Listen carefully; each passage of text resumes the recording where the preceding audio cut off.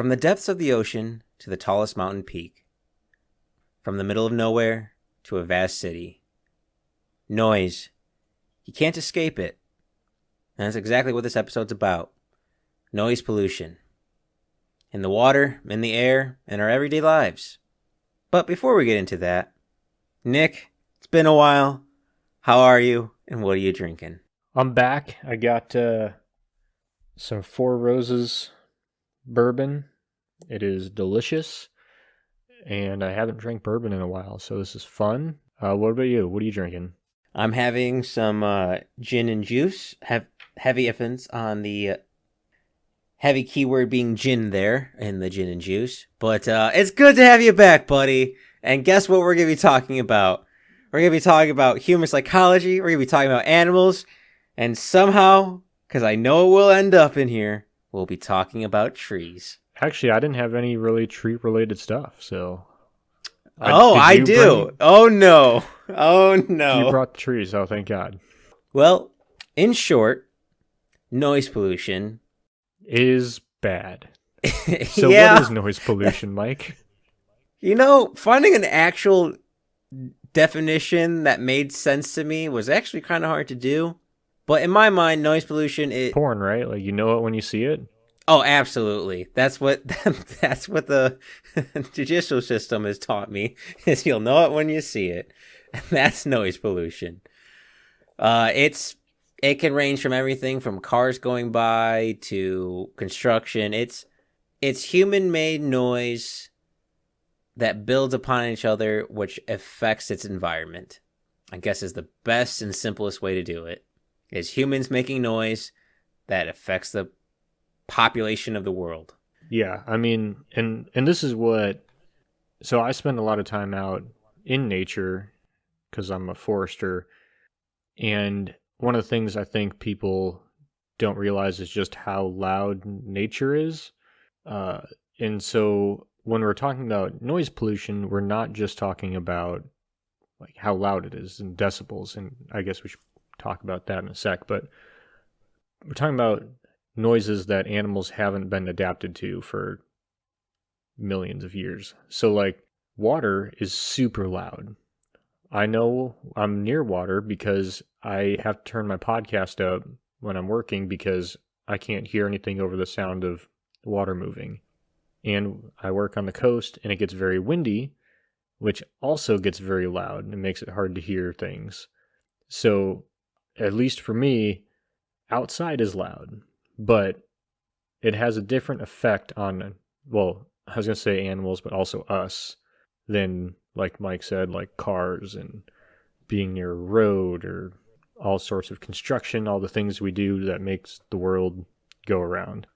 Yeah, I would say with noise pollution, at least in the way we're talking about it, is noise constructed by humans and noise that we have not evolved with.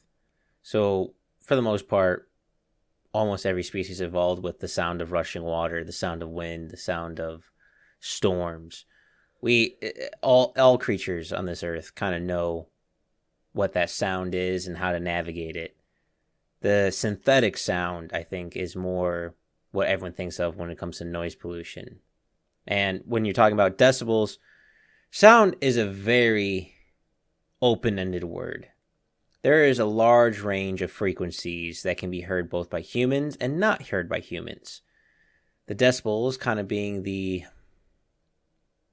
for layman's terms, the measurement of the range of which those frequencies are measured, of like how loud they are. Like I think it's like 120 decibels can do permanent damage to your ears. 90 decibels is what you're supposed to be max working for 8 hours. But when it comes to synthetic stuff, it adds on to each other quite a little bit. And like Nick said, he's a forester, so he's in the woods a lot. He sees the nature a lot. But nature hasn't really seen noise like this ever in human history. And I bring that up because when I started researching this, I was like, well, all these things they're talking about are not as loud as like the things I've heard in the woods. So what's the issue here? and there's a lot of issues, but that was just my explanation of why I thought that was important to denote, that there's a difference between natural sounds and human-made sounds.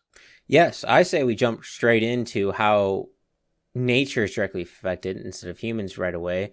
And I think for me personally, the most research I saw for noise pollution on the animal kingdom was birds and fish. Yeah, that's what I saw too. And this was my first question. So obviously everyone sees birds all around them all the time. And so I was thinking there has to be that some birds are just, I don't know if better adapted or just more accustomed to noise.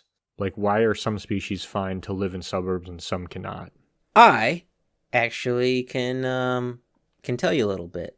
In the last few decades, bird populations have declined about 30%. Noise pollution being a factor in it, not the leading cause factor. Some studies have shown that noise pollution has a direct effect on birds, especially birds where, I was going to explain with it, lower frequencies in their songs and communication. So birds who communicate at a lower frequency, not as high chirps, they have a harder time making it through all the noise, such as highways and cities. Their language simply does not travel as far and is deafened, which has an effect on their mating calls, which causes them to decrease in population. While some species of birds can chirp higher and go and penetrate the noise produced by humans, which allows them to live in suburbs with more ease.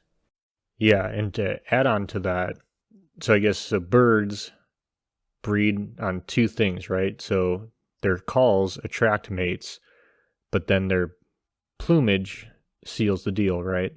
So if they can't attract mates, then it doesn't matter what they look like. And another factor, not just frequency, but complexity. So some birds have a very simple call, but some birds have just a more complicated call. And another, male bird calls out female birds looking, or vice versa. If the bird that's calling doesn't hit, all the notes right, or their song isn't good, then that bird is seen as not a good breeding partner because there's something wrong with them. But the problem is that they have such a complicated call, it's constantly getting interrupted by cars driving past or, whatever noise. So there's nothing wrong with the bird, but there's so much interference, the complete song won't be heard. The way I thought about it in my mind when I was thinking about it and coming across this is like going to a club and you're doing too much at the club, so you're talking too much to a girl you're interested in and she can't only hear every other word you're saying. It's going to sound like complete mumbo jumbo, and it's just not going to go well. Yeah, it's basically like you have to attract, right? Like you're doing karaoke and you're trying to attract a mate with your excellent pipes, and someone honks a car horn every time you're singing, and then someone way more attractive or even less attractive comes up and it's completely silent. That guy's going to be the better singer. You lost. Yeah, absolutely. Or worst case scenario, the birds just leave. I came across this study. It was done in 2013 from Boise State. They decided to make a replica highway in an isolated, quiet area. Nah, they didn't build any roads. By replica, I mean they brought like speakers out into the woods and played highway and suburb sounds. The researchers began to notice the effect of the noise basically right away. Many birds were having a hard time putting on weight, which means they were having a hard time hunting. And secondly, many species of the birds just left. They didn't go too far in depth in the study, but I also want to make a note of it. In this study, they also referenced the negative effect it has on pollinating species. Didn't only 25% of the birds remain of the initial sample? So it was like, I thought it was a quarter or close to that. It was definitely below 35. I can't remember the exact percentage. But I found that very interesting. If I'm making mating calls and I'm not getting any luck, I'm going to leave. Or very scary, if I'm hunting and I can't catch any food because the noise is too loud. That's huge. So like robins, which is a species that doesn't seem to be affected by noise, but they use their ears to not look for. You don't use your ears to look. You use your ears to hear. I need to turn down the car stereo so I can see better. Well, that is true, but they use their ears to hear like worms underground. But I mean, based on the amount of robins I see, I don't think that that's really an issue. But I'm sure other birds use their ears to hunt as well. But a lot of birds eat berries, so probably don't need your ears for that. I would say also a lot of birds eat insects. Yeah. And I'll be honest, when researching this, I didn't really see a lot of studies done on noise pollution and insects. I just saw like comments about adverse effect on pollinators, but I didn't really see like anything else. I think we read similar studies in that aspect. And this is good. So I guess on the road study, road noise doesn't just affect birds. It's definitely been shown to affect deer and elk. Tend to stay away from roads. The highest concentration of deer and elks tend to be over a mile from a road system, and it really doesn't depend on usage. So like they're just as likely to be hiding away from a road that sees a vehicle every like month as a road that sees a vehicle, every day or something. It's just any road noise, I mean human presence, whatever it is they're picking up on. They don't like roads, which has driven the big backcountry hunting, I feel like, because all the animals that hang out by roads are probably dead. Are we sure about that? Because deer are pretty dumb, and in my experience, deer like to cross the road at the least optimal time. Well, there's not a lot of doe hunting season, so that's what I didn't look up. We did that whole episode on deer crossing the road, but I didn't look up states that have a season for males and females versus collisions. Because I feel like probably females aren't taught to fear the roads like the males are. Oh yeah, I am a little bit sidetracked there, but yeah, every deer I've ever seen in a car accident video or car accident's always been a doe. It's never been a buck. Yeah, I've seen like bucks on the side of the road, but I mean, I feel like 9 times out of 10, it's a doe. But going back on track, something else I thought was very interesting is it's not just affecting native birds, birds that are trying to live in that area, hunt in that area, and breed in that area. It's also affecting, at least what the research seems to show, it's affecting migrating species, both in land and water. Noise pollution seems to have a very complex effect on migration routes. And I saw I believe it was a type of goose, that they simply abandoned the route and found a different route because of the noise pollution. I didn't run into that, but all the what do they call them? Flyways, the larger migration routes do tend to be in areas more devoid of people. Yeah, and I'm also imagining when it comes to noise pollution, I wonder how the aviation industry takes into effect the noise pollution it's created during certain seasons, because aviation sometimes changes their routes just to be more optimal, more efficient with their travels. And I wonder how much overlap is considered for migration species because I'll be honest, if I'm a simple goose flying in the air and I hear a jet engine, which are deafening, I'm going to be scared out of my mind and take a hard left turn. And that's going to throw the whole cycle out of whack. And I imagine for migration species, mainly birds come to the top of my head, but going back to pollination species, I imagine like the monarch butterflies, which are huge migration species. I imagine that's also got to have a huge effect on them. All I can think of is from Star Wars. He's like, I'm just a simple man trying to make my way in the galaxy. And you're like, I'm just a simple goose trying to make my way through the Northern Flyway.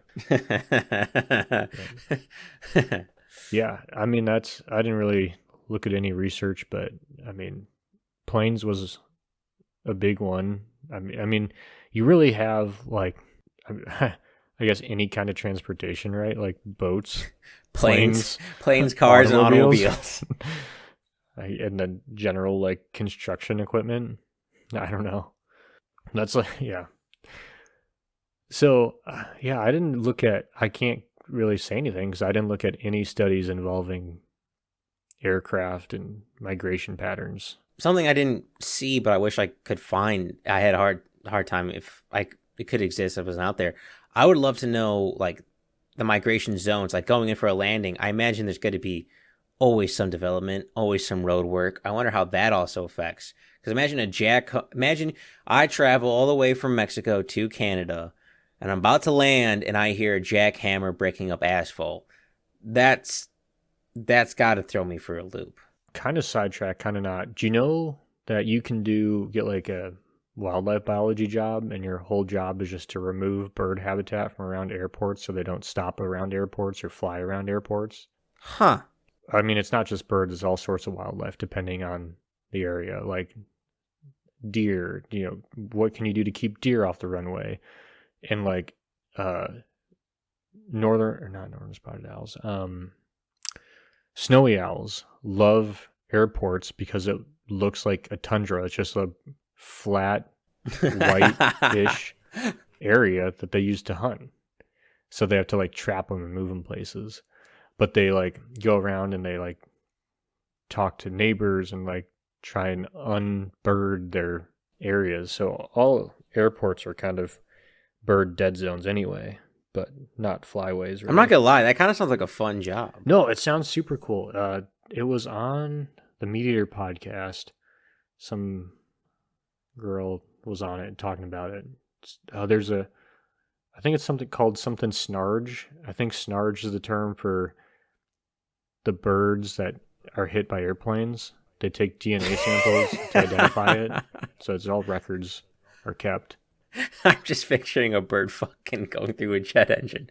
It doesn't end well. Well, we saw what Sully did. Well, Nick, that's all I have for birds. I was going to switch it to water a little bit unless you have anything more on birds. We'll probably come back if I remember. I can't think of anything off the top of my head. I think we talked about everything I wanted to talk about. So, when it comes to water, it seems to be very similar to on land, but from what I could tell, noise pollution tends to affect all marine life, while on land it tends to affect some animal life. For those who don't know, sound travels farther in water than light does, so many species in the ocean use sound as well how we use our eyes. Yeah, I mean, they're vital. Everyone's been snorkeling, right? Like you've been snorkeling, Mike. Yes. Are you ever amazed, like, wow, it's surprisingly loud under here? Yes. Like, I guess I wasn't really sure what I was thinking, but loud wasn't what I was thinking. I'm not that it was like crazy loud, but the constant fish looking for animals or whatever they're eating, it's just like the chomping. I don't know. I'm always surprised at like what it sounds like underwater. For me, it's always when a fish dashes. You could tell the difference from it swimming and dashing. And that's just humans underneath water. When it comes to the actual marine life underwater, they have way different hearing ranges than humans. So a sound we might not be able to hear could be painful for a different animal, could be me screaming at the top of my lungs to them. And what we do know is noise pollution is negatively affecting marine life. Well, yeah, because no one wants to be screamed at by you for hours. One study I came across that I thought was interesting, it took place in Australia. Scientists were studying two groups of damselfish. They were looking how audio in the environment affected their development and their life. They studied a group that was developing in a noisier area, noisier due to boat traffic, which they controlled the sound, if I remember correctly, and a separate group, which was less noisy, more motion of the ocean. Really? they they I couldn't help myself. They found that the boat noise caused the fish embryo hearts to beat 10 times faster. Sorry, to beat 10% faster when the noise was played. It also caused those same embryos to be born with larger eyes and be born 13% smaller than the same fish without the noise. The conclusion or the hypothesis of the experiment, or after conducting the experiment, was that the scientists think that because of all of the noise, it forces the fish embryos to develop sooner. So they are born sooner. It creates stress in the water, which seems to be, I'll be honest with you, Nick, when researching noise pollution, a very common factor when it comes to the animal kingdom and noise pollution. Stress. Yeah, I mean, that leads into the low-hanging fruit of probably the most famous noise pollution study with the whales. You familiar with the 9/11 whales? I don't think I Oh am. my gosh, I thought that was the study you're talking about because I could not get away from this. Like everything I researched seems like it came back to this study. So this team of scientists was analyzing whale poop, and there's a technical name, I forgot it, but it's whale poop. Oh, it starts with like an E. It's like argalot or an E or an A. Agalot. It's used in makeup. I remember that. Sorry, Yeah, continue. I know we've talked about it before, which is why it's on the tip of my tongue. But and they're looking at all the stuff in it, but they were looking at stress hormones, and they were over a period of time. And then 9/11 happened, and suddenly this whale poop had no stress hormones. Well, what happened? International shipping stopped. So the background noise of international shipping was just constantly stressing out all these whales. And when it stopped, it went away. Then it resumed, obviously, once shipping resumed. Well, that makes complete sense because I saw, to be honest with you, with whale migrations, I saw a lot of COVID stuff of when about 60% of the world went to lockdowns. Because of the lack of noise, different migrations were happening underneath the water. Different life cycles were happening. The kingdom of animals underneath the water were thriving. It seems like they were less stressed because, like, again, it's very weird to think about that many creatures in the ocean use sound instead of light because sound travels faster in water and farther in water. That noise that might be gone from a boat engine, might be from drilling underneath the water, might be from a submarine sonar, which I can't imagine how deafening that must be to like a stingray or a whale hearing a submarine send out a sonar. Not only does it cause stress, it also may cause hearing damage for the animal. It also makes it very hard for animals to identify prey and predators. So it throws off the entire food web immensely. It is crazy. Like, I never thought about it, but just how bad sonar is for the environment. But also, what are we going to do? Stop defending our waters? You know what I mean? Oh, I was thinking of like the 1950s when we were dropping hydrogen bombs in the Pacific Ocean just for testing. How loud that had to be underneath the water for an animal. Well, what about the pressure bomb or the air? Was it the mining? Oh, yeah, that. I would imagine so many species had to go deaf because of it. So they used like these. Oh man, I'm trying to remember the term, but they basically. Hold on, let me Google so I don't fuck this up. In my mind, Godzilla is coming out of slumber because of anger, simply from all the noise we're making. That came to my mind when researching this. Hydrogen bombs weren't going off to disrupt him with the actual force; it was just the noise. Well, he came, isn't it? He came up after the nuclear bomb, right? It was a goanna affected by nuclear radiation, but he's gone. Well, I mean that's what we think, but we don't actually know the true story. We just know that there was nuclear bombs. Next thing you know, you have Godzilla. Yes. So, but he's also gone to slumber multiple times, and we've woken him up. I like Godzilla a lot. I mean, who doesn't like Godzilla? Can can you even be an American if you don't like Godzilla? Anyway, so they use to kind of collect data and when they install these mines, these undersea mines, they use this like amazing pressure to push the stuff down to the bottom, and it travels so far. They were looking for prospecting basically with these like giant pressure waves, and we were able in Brazil, and they were able to be detected in Pennsylvania. God damn. That's, I mean, pressure, man. I mean, if I'm not mistaken, that's how we make synthetic earthquakes, is simply with noise and pressure.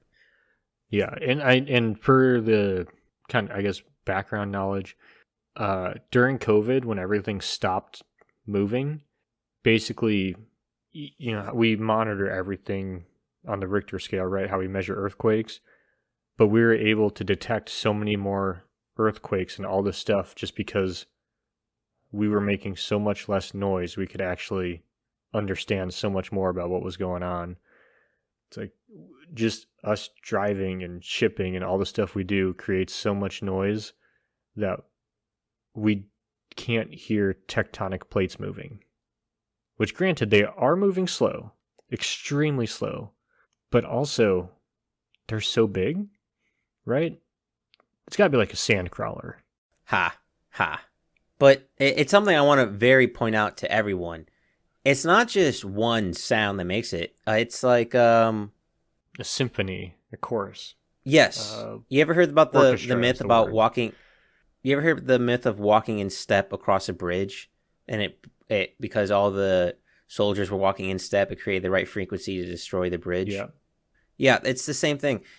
One voice is not that loud, but all these little tiny instruments in Nick's orchestra tends to create an enormous tsunami of sound. You driving your car doesn't make that much noise. The highway, which might have thousands of cars on it, echoes for miles.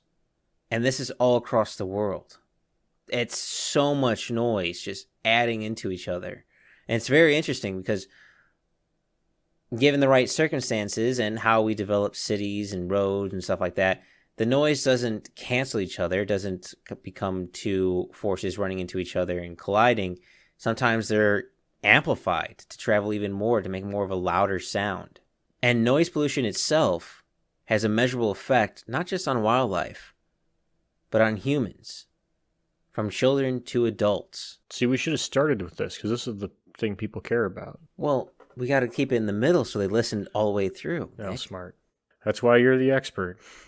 For noise pollution, for children, louder environments tend to lead to children learning slower. Experiments have been done and conducted on children, and that sentence didn't sound right, but this is a good kind of study of moving children into different locations for their learning. One being a consistent noise environment, aka near road traffic, people, everyday city life, etc. And one kind of in more of a quieter area. The one near noise performed worst. The noise made them bad at school. Now make no mistake, it's not a huge percentage. It's not the difference between an A and an F, but it does make a difference where it's a measurable one. The experiment was conducted in Germany, and along with lower scores in school, children also tend to have more behavior problems, depression, anxiety, and aggression. Something I found interesting is in the children and adolescents that came from a low-income family, they showed a higher magnitude of association between noise sensitivity and behavioral problems compared to those from a high-income family. That comes from the article called Negative Impact of Noise and Noise Sensitivity on the Mental Health in Childhood, which is very interesting to me.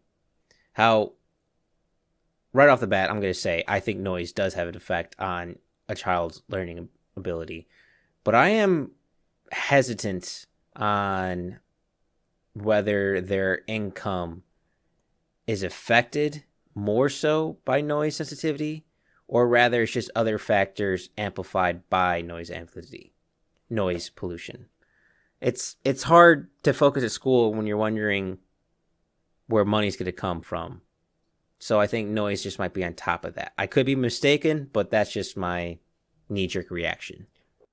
I have another excellent study to add to pretty much exactly what you're talking about. Coming from a concrete jungle where dreams are made of, there's a school that had a train running right next to it, like school train. And they looked at the test scores over, I forget how many years, but of the kids in the train side versus the kids in the not train side. And year after year, the kids in, I can't remember the percentage, but it was, like you said, it wasn't the difference between like an A and an F, but it was probably like difference between a B and a C. But the kids in the not trained side, year after year, did better. But this was also an extreme case because the train, like I said, was right next to the school. So when it came by, I can't remember, it was like 10 times a day, the class would basically have to stop for 4.5 minutes because the teacher couldn't shout for 4.5 minutes to teach the kids because it was so loud. Yeah, that's just poor planning. And now I wonder if that's why New Yorkers got the stereotype of always being mad. They just have to deal with an excessive amount of noise. Okay, so I was in New York for a wedding last year, and so I live out in the country, but the people I was hanging out with it's like southern city, like rural, but not, it's not like, or like urban, but not like New York, not a Nashville, but like a Nashville-esque city. Anyway, and we were walking around New York, and I was like, man, it's crazy how loud it is, how angry people are. And they're like, what do you mean? It's like, do you not hear everybody honking? And then it was like glass broke. Like, oh my gosh, someone honks every 30 seconds. Like, yeah, like, how have you guys not been hearing it? We've been here for 3 days. Like, how is this news to you? You broke the fourth wall. But yeah, it's like, now I can understand how you could just live, just go to school with the train right next to you and just not even notice. I guess you just get used to it, and that's just your life. It does make me wonder how much violence, bad behavior, and crime is related to, or at least amplified in cities due to the effect of noise pollution. But we'll get into that in a bit. But going back to child's development, it's not just their education that's affected. It affects their health as well. Like I said, with anxiety and depression, but as well as sleep, blood pressure, cardiovascular disease, and maybe even diabetes. Though, again, I want to point out after reading these articles, I would say it's not a direct causation. More like noise makes you stress and ruins your sleep and mental health. And we know those things have negative effects on a person's body in many ways. And it doesn't go just for kids. It goes for adults as well. Pretty much the same symptoms. But for adults, one thing I thought was scary, not just the depression, the heart problems, the sleep problems, etc. For adults, it seems like noise pollution may have an effect on Alzheimer's. Granted, again, not causation, an added variable in the equation, but I do find that fascinating because Alzheimer's scares the hell out of me. Yeah, it's not good. And I do feel like it's why, like when we didn't understand science and medicine, and we did all these things that like seemed like they made sense at the time, and they probably there's probably an air of truth, but not the whole truth. I feel like sound is why everyone's like, I'm going to retire to the country where it's quiet. Because we don't know, but we kind of know continuous noise is bad for us. But it's basically, I feel like the equivalent of like, oh, you got the black lung, spend a couple weeks in the ocean. You know what I mean? I am so happy you said that. I was thinking the exact same thing. The analogy that I kept coming to my head is the Industrial Revolution when all the coal was turning the white moths black. The humans were just like, yeah, it's fine. The coal covered trees and moths are are fine. Give it another, 100 years. No, that was not fine. That was bad. That was no. I feel like we're very similar right now in the same era, because we didn't cross 2 billion people until like the 1930s or something like that. So this many people, this much noise has never happened before in history. So when it comes to noise pollution and light pollution, it's a whole new world for us. We're babies trying to walk. Yeah, and this is what was really interesting to me, because we'll talk about kind of the side effects here, but I want to get this out while it's on my mind. Sum it up, noise at night is very bad for us. And I was just like, it can't be that bad. Like, we must have had noise at night, but then I'm like, well, I guess until relatively recently, noise at night has meant very bad things for humans. So that does make sense why it's such a stressor. The British are coming. Well, I was thinking more like there's a bear outside, but yeah, I mean, you decided to one up with me, like with the worst thing on earth. Yeah, noise pollution is so new. It's all right. So for those who don't know, sleeping and hearing is very weird combination. It's humans have evolved to have our ears operate 24/7, 365 days a year to listen for predators, those fucking bears. So even when you're in deep sleep, like a coma, your body is still listening. It's still using its ears, which, depending on the noise, may cause stress and disrupt your sleep cycles. And that is a whole nother thing. Our entire evolution has been like, I hear twig snap, might be a big cat, cat come and kill me. Or it might be warring tribe coming to kill me. It's never been like, oh, that's just the 30,000 people else in the city honking their horns trying to get home or something. Yeah, it's like when I was camping with my wife and we were hearing something walking around, something bigger than a deer but smaller than, well, bear-sized. And I mean, it was a bear, probably, just based on the way it was walking. But she's like, I think there's a bear outside. And I'm like, she's like, there's something out there. And so I woke up, and I'm like, oh, like, look outside with the flashlight, walk around, don't see anything, start going back to bed. And I hear it walking around again. I'm like, yep, time to go. This is not safe. But then, but that was a real one. Do you know how, I mean, so we'll wake up in the middle of the night and we live rural, but in town. So like there's, we'll get a few cars that drive past every night. And, that's pretty much it. Past 9:00, the neighbor's kids sneaking out to go hang out with his girlfriend, stuff like that. But it was like 11 at night and super loud, like just this loud sound. And my wife wakes me up because I'm a heavy sleeper. She's like, someone's trying to break in.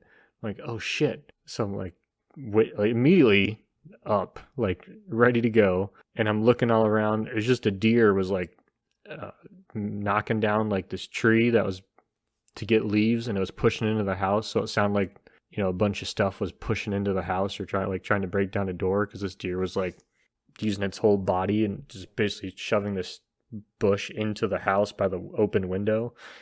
And then she's like, oh, I was like, it's just a deer. She's like, okay, and fell right back to sleep. And I'm like, well, I can't go. I've got adrenaline. Like, what?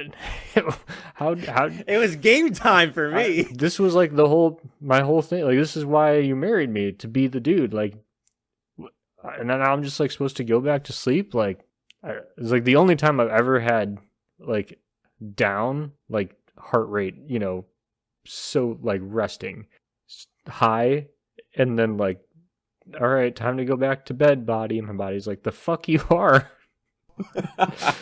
Like, it's like, yeah, this can't be good. You do have me thinking though of two things. I wonder how much the human body has evolved in the last decade or so to panic for different sounds. Like, our ancestors were worried about big cats and bears, which you still should be worried about today, folks. But I wonder how much hearing a doorknob jingle, how much that affects our psychology and stress levels. I wonder how much the sounds have changed, what stresses humans out has evolved throughout the times. And I'm also curious on how deaf people fit into this category, because I didn't know this until researching this. People who are hard of hearing, or like you, Nick, heavy sleepers, doesn't mean noise pollution doesn't affect you. It actually might affect you more than someone who has normal hearing, because the brain is struggling to hear the sounds, and they're trying very hard to figure out what they're listening to. For example, in my mind, a great way to express this is when a sound isn't pure. For example, when you hear a noise but can't quite make it out, like when you hear people talking but you don't know what the words they're saying, the brain has to work so much harder to process and figure out this information. And I saw some articles discussing about that with people who are hard of hearing, but I didn't really find anything when it came to deaf people. But I definitely saw it came to hard of hearing and people who are deep sleep. Noise still affects you the same. Your body just reacts differently to it. So it might not be an immediate effect, but it's the same effect whether you're a light sleeper or a heavy sleeper. Yeah, I believe that. Like, in college, as a fraternity, I lived in like a room with, everyone slept in the same room. It was like 40 of us. I know I must have heard the door swing open and close and people climb into bed, climb out of bed, be really annoying, and slept through all of it. But it definitely makes sense that my body was processing all that and being like, yep, this is fine, or this is not fine, but not... It's not a threat right now. Don't worry about it. Well, I also found it interesting. It's not just the noise that affects you when you're asleep, but it also affects while you're awake. For children and adults, your learning capabilities, your agitation and your aggressiveness, and definitely can increase or decrease depression, is noise. Something I found funny because we're talking about planes. In 2011, a study was done on 7 European airports. I don't know about you, Nick, but I came across a lot of European research. Don't know why. And they found that a 10 decibel increase due to air traffic saw a 28% increase in anxiety medicine used in the people who lived near that airport. Yeah, I saw that too. That's a big jump. 25%, more than 25% all of a sudden taking anxiety medicine. Do you ever wonder, because we live semi-close to O'Hare in Midway? It's very funny you say this, because a different study I came across found people living with areas with more road traffic were 25% more likely to have symptoms of depression than those who lived in quiet neighborhoods. And I'm going to put my tinfoil hat on here for a minute, but I'm wondering if this is why the Department of Transportation is always working on roads to drive the American people slowly insane through noise pollution. Well, probably half the American people, they're driving insane through noise pollution, and then the other half, they're driving insane because of the amount of money spent versus how long little of work done. How little work gets done, yeah. So, there's no silver bullet for driving Americans insane, but there is the Department of Transportation and every other federal agency. Anyway. And the crazy part is, with noise pollution, there's nowhere you're safe. In your home, on the car ride to work, or even at work. Noise pollution is everywhere. And it even affects productivity at the workplace. OSHA, because we were talking about it off camera a little bit, has a set limit for 90 decibels for an 8-hour day. And that time changes when the decibels increase. And OSHA is pretty strict on it too. In 2020, OSHA fined businesses for not protecting their workers from high noise levels over $1.5 million. And in case you're wondering, the best decibel level for working should be, or it seems to be, according to a study from the University of Arizona, around 50 decibels, both for at home and at the office. Also interesting, They found that less than 50 decibels tends to raise a person's stress levels because things are too quiet. And I feel like that's kind of true because I've heard of people driven to craziness due to a lack of noise and the silence getting to them. No, that's true. And here is just something that I was thinking about. So just thinking about humans and sleeping and nature and what noises mean. I am curious. I'm curious about if the number of humans you're sleeping with affects your anxiety, like your body's response to noises. So like I went sleep. I was not sleep. I didn't go sleeping. I did like a canoe trip in Florida with a bunch of guys for a bachelor party, and we slept like the first night, or well, we slept every night out along the banks of the river, and there's crocodiles. That's the one we have in the U.S. Alligators. Damn it, 50-50. I've been watching too much Australian YouTube. There's like alligators there, and I'm not, Florida people, they don't care, but I was pretty afraid. But then like I was like just like no problems sleeping or waking up, and we didn't even drink that much. And then I think about every other time I've gone camping with a bunch of people, and I've never really woken up, and I know, like we talked about, I'm hearing those noises, but I'm just curious if, like, over time we've grown as a species living with a bunch of other people, and we only need to be alert when we're sleeping when we're by ourselves. And I wonder if that plays a part in it. Didn't see any information. This is just me talking out loud. Didn't think about it until now. Didn't see any information. Do you have any? I don't, but I think you're really onto something. I imagine, this is just me thinking out loud as well, humans evolved as a tribe, and I feel like as a tribe we have more ears, so we get used to, one, the people of our tribe's noises, what their voice sounds like, their aneurysms, etc. But we also now know that there's multiple ears listening for us, so we can relax a little bit. And I'm also very curious now, you made me think, when you're single versus with a partner or with a group, on how the noise pollution seems to affect you. So I imagine a person who is single alone, I imagine noises will probably amplify more because it's just me, myself, and I. Versus if you have a partner, maybe that stress is reduced. But when you have a group, I imagine that stress might be even reduced even more. Yeah, so personal experience, if I'm camping by myself, every little thing wakes me up. And then, I mean, you kind of get used to it a little bit, but I definitely wake up more. You're on edge. This is where it gets hilarious. Camping with my wife, one more person, I never wake up. Like, it has to be really loud for me to wake up. I don't know. My body's just like, no, it's fine. She's got this. But if it's just me, then I wake up. And then if I'm with a group of people, forget it. Well, it's got to make sense, right? Noise pollution has an effect on your location and environment.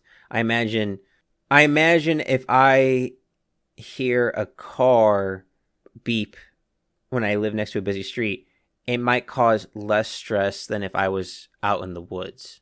But also, the noise pollution, it might amplify because it might be distorted throughout the long distance. The car horn might sound really weird and creepy.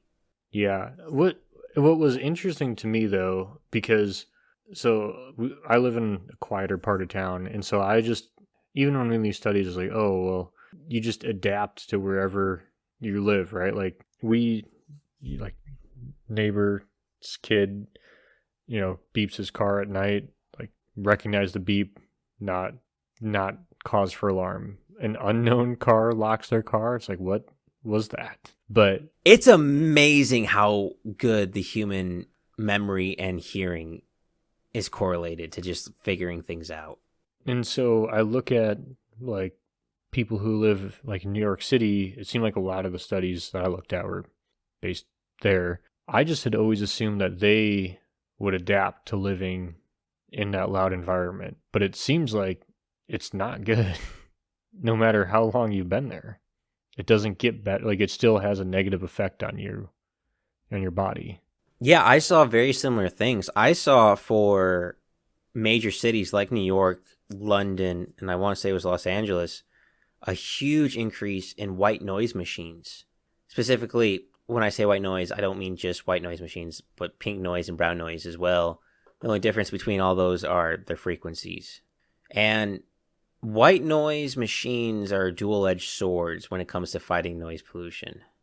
A study was done to see if white noise actually helps cognitive performance, creativity, and stress levels in young adults. I think, if I remember correctly, it was to help block out other sounds, like perhaps like a train going by by a school.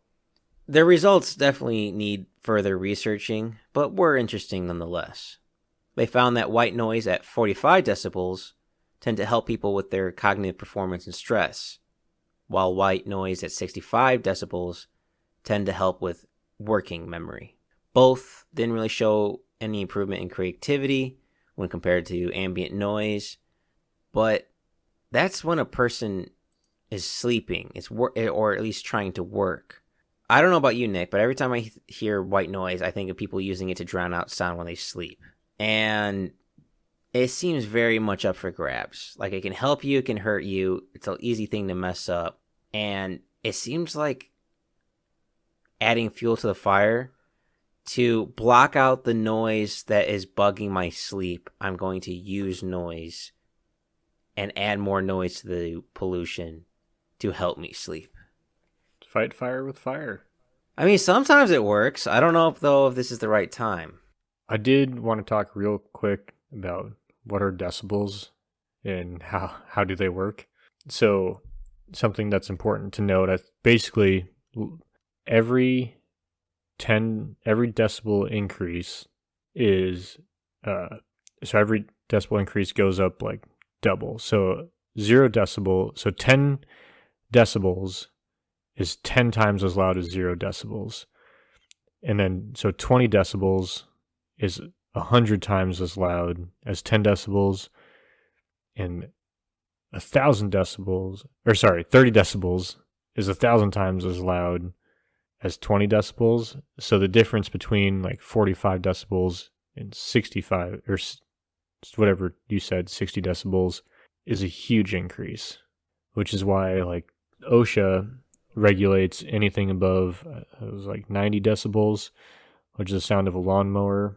And so above 100 decibels, you have to have 2 forms of ear protection. So anytime you're operating a chainsaw, you're supposed to have like the things you put inside your ears and then muffs over it. Yeah, I don't think people realize how loud things are. We are very lucky of sound dissipating into the air. Nick, I assume you've been in a enclosed space when, I don't know, someone swings a hammer and hits a nail. It sounds so much louder because there's nowhere to go. That's the sound it normally makes. We're just lucky that it can dissipate into the air and not just go directly to us. But when there's a lot of people hitting nails, a lot of people making noise, it's going to add up, and all those decibels are going to hit you eventually. Yeah. And this, because we said we were going to talk about it, and this is my problem with OSHA. I think it's great that employers need to provide hearing protection, but I don't think anyone should be fined for not wearing hearing protection, because at the end of the day, it's not your boss's job to make sure you can hear. He needs to get you the protection, but imagine thinking someone else cared about what you can hear in your own life more than you. Like, that's insane. I wear hearing protection because I want to hear when I'm an old man. I work in the woods around logging. I was a faller. I worked wildland fire. I've been around a bunch of loud noises in a bunch of careers that involve heavy equipment, and I know so many people who can't hear well, and I don't want to be that guy. The fact that the government thinks that someone cares more about me being able to hear than me is it's insane. Yeah, I'm not disagreeing with you, but also at the same time, 10 years ago, if you were to ask me about noise pollution, I would probably give you a funny look. Well, I think we all knew loud noises wasn't good. I don't think we were as big on ear pro and stuff as we are now, but I feel like we knew ear protection was important, or that like loud noises isn't good. I think we were just more manly back then and didn't care. I'll be honest, I half agree with you. I think you're right, but I also think the noise levels weren't as high as they were today. Cuz I I went down a rabbit hole when researching this, and I'm not quite sure where to fit it in, and it kind of fits in here. So, round peg, square hole. Noise levels have been increasing since humanity's getting bigger. One spot where it's increasing a lot, and it has to do with safety, is in hospitals. Since the 1960s, the noise levels in hospitals have been increasing decade by decade. And we know noise has an effect on people, both patients and staff. So I'm curious on how it affects people who visit the doctor's office, who visit hospitals, who try to recover from an injury, and how much stress is induced because of all the noise.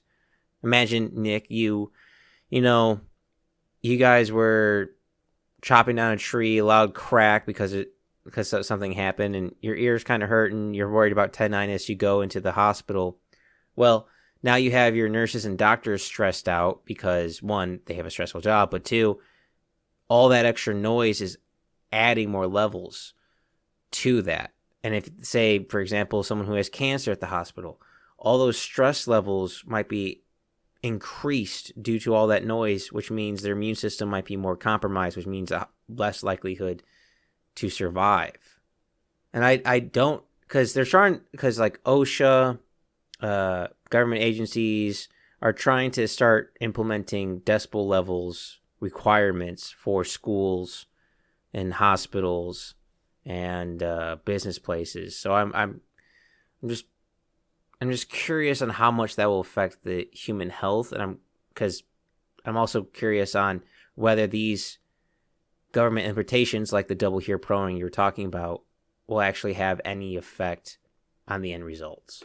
Yeah. Well, I mean, like, so for I think both my jobs ish, I need to do hearing protection tests every year so that my like hearing can be monitored. And somehow I still have good hearing, I guess. But I mean, I find it hard to believe. I feel like, yes, like you said, overall noise has gone up. But I just think about like the chainsaws and heavy equipment, and I feel like they've only gotten quieter, which is like mostly what I'm working around. I agree with you. They've gotten quieter, but there's more of them. Yeah, that's probably true. But in an overall, I mean, me personally, it's not like I'm around, all of them. It's like the one I'm closest to is the one that's given me hearing problems. And it's quieter than what, the generation before me had to deal with. Back when they didn't run Ear Pro and had giant chainsaws, no muffler, bored out, not what we're doing today. I would say the individual machine is quieter. I would definitely disagree that the world and the environment itself is quieter than it previously was. No, I agree. I guess I agree. I agree with you that the world itself is louder, but I think individually it's quieter. I don't know. I think the level of background noise has increased, but the individual loud noises you're hearing is less than it used to be. Oh, I completely disagree. Think about how many people are listening to music more, always have their headphones in, blaring Spotify, et cetera, et cetera. That kind of seems like that's on them. It doesn't change the fact that it's increased for the individual. If a large portion of the individuals are doing it, it's part of the population. Yeah, I thought we were talking about like OSHA stuff. Oh, well, when it comes to OSHA, yeah, I kind of agree with you. But overall, If you took OSHA out of it as it being required for individual levels of the workplace, then I would disagree. So, both? So I guess you have the option for your world to be louder, and you have the option for your world to be quieter. In the right environments, yes. If you're not near an urban environment, then yeah, I would say you have the option to. But with urban, we know noise pollution is a problem in those areas. Hell, some cities are even making noise pollution laws. And in case you're wondering, Nick, because I was curious when researching this, the 3 worst cities for noise pollution is I'm going to mispronounce the hell out of this: Guangzhou in China, Delhi, and Cairo. And the 3 best cities for noise pollution is Zurich, Vienna, and Oslo. I'm pretty sure the last one was Oslo. Oslo. And I know the first one by name. Like, I can picture the spelling, have no idea how to pronounce it. Well, Nick, that's all I have for the effects on humans. It's a very complicated subject. Unless you have more, I'd love to move into possible solutions for mass scale for noise pollution. So I want to bring it up because everyone talks about it, but I don't necessarily think it's a good study. The amount of deaths caused by noise pollution, I don't know if you came across that. I did. I'll be honest, I kind of dismissed it. Okay, so I did too, but everyone I looked at referenced it, so I just wanted to address it. Pretty much, there was a study done that attributed noise pollution deaths, or attributed deaths to noise pollution around airports, basically saying that the noises that you hear at night attributes to, that's like the straw that broke the camel's back when you're sleeping, that causes heart attacks in people's sleep. And I think it was like a couple thousand people, 12,000 deaths is what they were saying in Europe.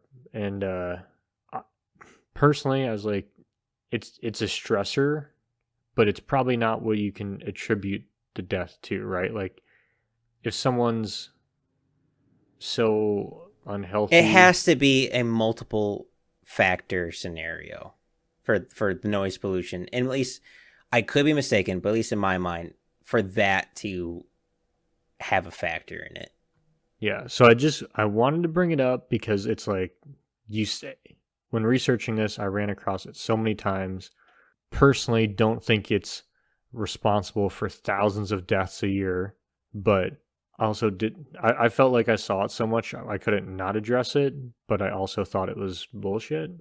It seems like you had the same thoughts, so we can move on. Yeah, I just don't think the evidence was conclusive enough to use it and quote it. But, the world is trying to make less noise, which I'm actually appreciative for. I feel like everyone could get on board of let's lower the noise pollution. And Nick, you want to take a guess on what country has implemented the first sound walls on high trafficked areas were to help with noise pollution? Is it China? Nope, it's US of A, our highways. Are you sure those aren't the snow walls? No, these were metal. You've probably seen them before. They almost look like curved walls that go along highways. They're like curved walls that go up pretty high, like maybe 20 feet high. Almost like you're in an open tunnel, so to speak. Yeah, I think I know what you're talking about, and I'm Googling it. But another way, Nick, which I don't miss this, is trees and bushes. Yeah, who saw this one coming? The EPA did a study on what were the best trees for noise pollution control. And I'd love to get your opinion on it, Nick, because you know more about trees and bushes than I do. The EPA found evergreen trees like the Leland cypress, the Pittosporum abies, and I'm not even going to try to pronounce the third one, tend to be the best. Spell out the third one. Arbor. Arbor vitae? Arbor vitae. Cedars? Yes. Followed by Southern Mongolians and then by shrubs such as hollies and spruces. Yeah, so I mean, pretty much you're looking for a species that doesn't lose its leaves over winter and has foliage all up and down the tree. So you're just looking for a wall of leaves, really. Do you agree with the EPA's findings of them being those probably be some of the good trees to implement into roads, highways, and cities to help dampen noise? Mike, I can probably talk about trees for hours, but I have zero idea on the effect of trees on noise pollution. So I will just take their word for it. It seems like it holds up. I was honestly just trying to set you up to agree with the EPA and make fun of you for it. No, and I don't want to, but I also I'm not sitting here like, fuck you, EPA. Douglas fir is the only tree that can stop noise pollution, and if you disagree, then you can fuck right off. Because redwoods can stop noise pollution. So can grand fir, red cedar, pretty much any tree, I'm sure. All right, moving on, because honestly, probably maples would be the best. Because you could do a bunch of maples and cut them every year, and then they create a bunch of sprouts with a bunch of foliage. But that's like intensive. But you should plant an arborvitae. But here's the problem with arborvitae. They're not native. Well, at least the ones that they're planting. That's the horticultural variety. I opened Pandora's box. And you did this to yourself. I did. Abort. Oh. See, in my mind, I was thinking like, what if we simply changed the things we implement already? Like have cement barriers with more divots in them to help dampen the sound. Or have more water features like man-made rivers or fountains to use the water to drown out the sound and absorb the sound. Well, you could just do what we did out west and just build every major highway along a river, because that's the only way to travel from place to place out here. I guarantee you it's probably a lot quieter than on the other roads. Well, and it's surrounded by forests, so, I mean, hitting two birds with one stone. Now, if we want to get a little more crazy, which, now Nick, how much have you missed physics with me being away from you? I will walk off this podcast. Well, we can convert sound into energy, and we could use that energy to add to the power grid. Wait, are those thingies, the like wind turbine looking things above the highway? Or is that something else? That's just for wind. Yeah, that would make sense, since I described them as wind turbine looking thingies. We could also just convert the sound into light and have that sound become the street lights, or use that sound to transfer light so we can use it in a different location and area for energy or information if we want. So how do we go from sound to light? Well, there's a couple different ways. One really easy way that already happens naturally in nature is, you ever know those shrimp that can punch so fast it knocks out its prey? Yep. Well, they create light through sound. That's a weird way to ask me. Like, do you ever know those shrimp? Like, yeah, we hang out. We have a poker game every Tuesday night when the wives are gone.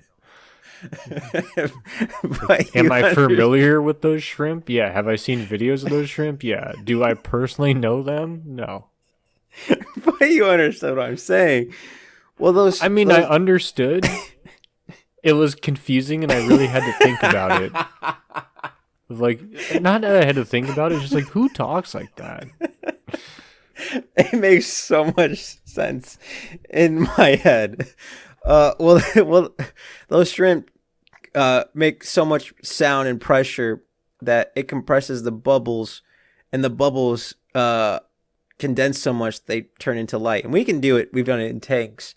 So you can like, it's very easy to turn heat into sound and sound into energy, or turn sound into energy into light, or all four of those things you can play around with in any order, and you can get the other basically.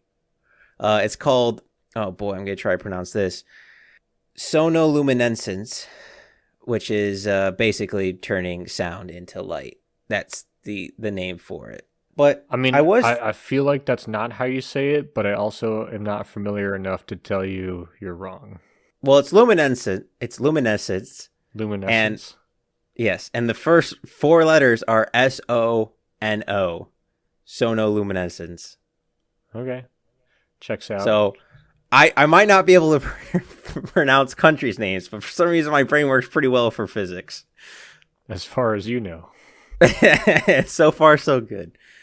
But I was thinking of a previous episode we were talking about that we did, well, at this point years ago, of animal crossings and how we came up with the idea for using art to help notify people driving that there might be a deer crossing. Well, in my mind, why don't we have art statues that change bad noise to good noise? There's already art features that when the wind blows through, it makes a whistling or sound noise. We should be able to change the frequency and decibels of the sound to a more pleasant frequency and decibels for nature and humans. So why not have art structures all around cities or roads maybe to help with the noise pollution? It just seems like you're adding more noise to the mix. I guess you're not. You're converting noise. It's really hard to get rid of noise. Noise is very good at echoing out. No pun intended. So maybe if we change a bustling city and just simply dampen it rather than try to remove it, it might be easier to do. Yeah, I guess, yeah, just convert it into something that's more natural so it doesn't disrupt any migrating birds or, whatever have you. I mean, that seems reasonable, seems easy, seems like it could not cost a bunch of money. I don't know. Well, then let me get your opinion on this. New cities are being built. I mean, brand new cities. Do you think they should be built with sound control in mind when they build the cities? I mean, I think if you're smart, right? Like, I think we know sound not good for people. People want to live in a quieter area. The quieter the area is, the more people will want to live there. So then the more they will pay to live there. So, I mean, I feel like, yeah, like you're not going to want to make it loud. No one's going to live there. I mean, everyone knows you don't buy a house next to like the main road or the railroad tracks or like it's like you look at a house like, oh, I really like this house, but it's next to the highway. You're not about to pay full price for that house. Yeah, no, I agree with that. It's just the idea of trying to control a city's noise is very overwhelming to me. Trying to design a city.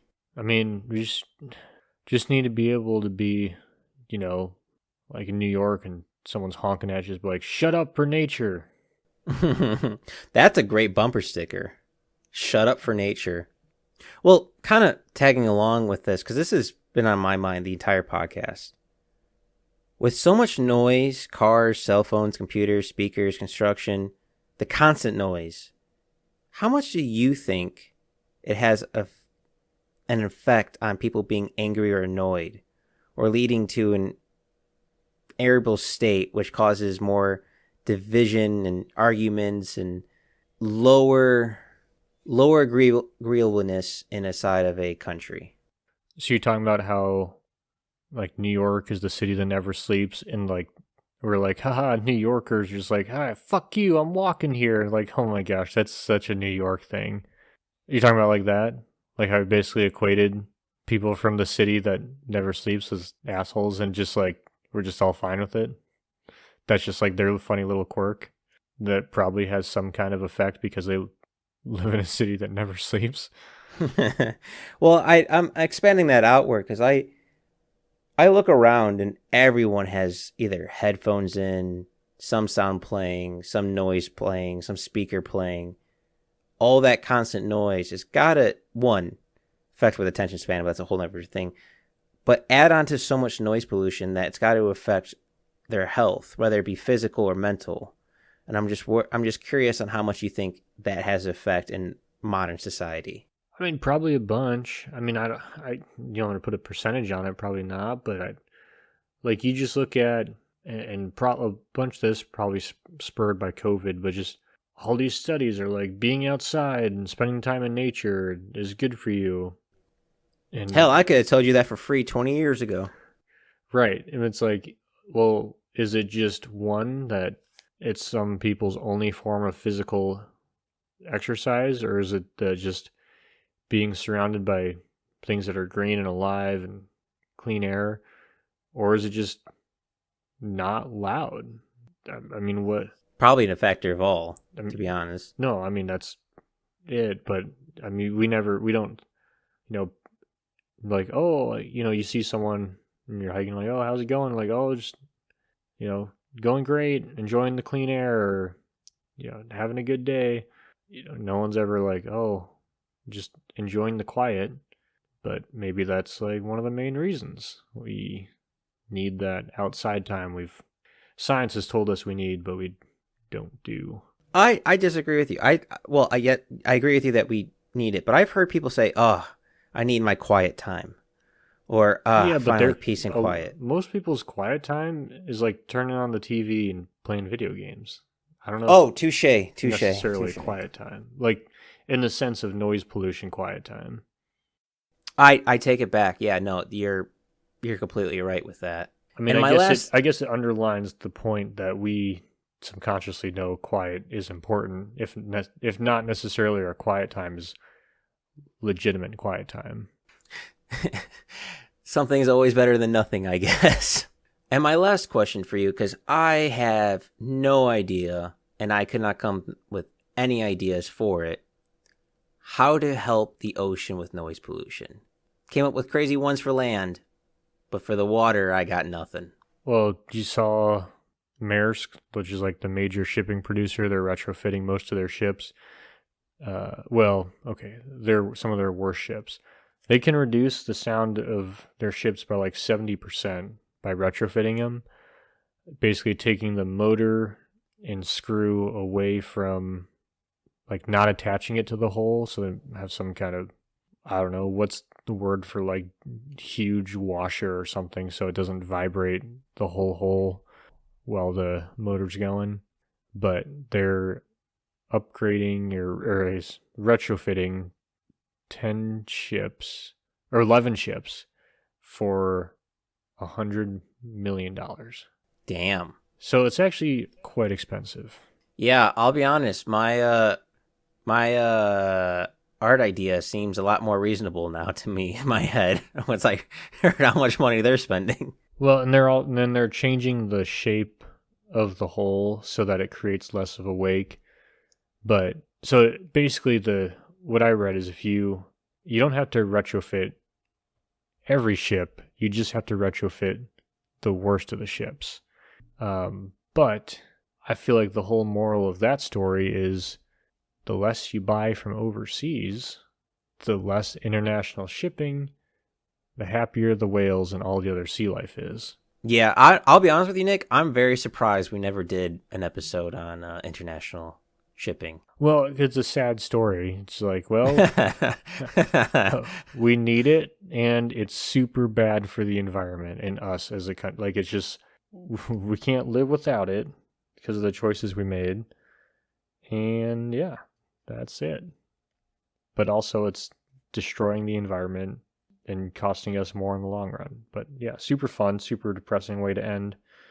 But yeah, I thought, and the other thing I saw tossed around is changing the shipping lanes to, trying to do like one central shipping lane, right? So it's not like, oh, it leaves from, Southeast India and, goes up to Seattle and then leaves from Russia and goes over to, Brazil. So when you cross the Pacific, everyone goes in one lane, or when you cross the other. Like, I mean, I don't really understand shipping lanes. It seemed like, yes, you're reducing the amount of noise pollution, when you spread it out, but also the amount of fuel burned. And then once you get to the other coast, you're just spreading along the coast, which where most of the life is along the coasts. So it doesn't seem like it's really a smart idea. Yeah, I don't know, Nick. This is a complicated problem that I think everyone agrees is a problem. But it was kind of like a quiet punch. We all knew it was kind of thing, but it's just now starting to hit us. And I do not know what the future will hold for noise pollution. Well, Earth's not getting any quieter, I guess. Before we get out of here, what are you reading?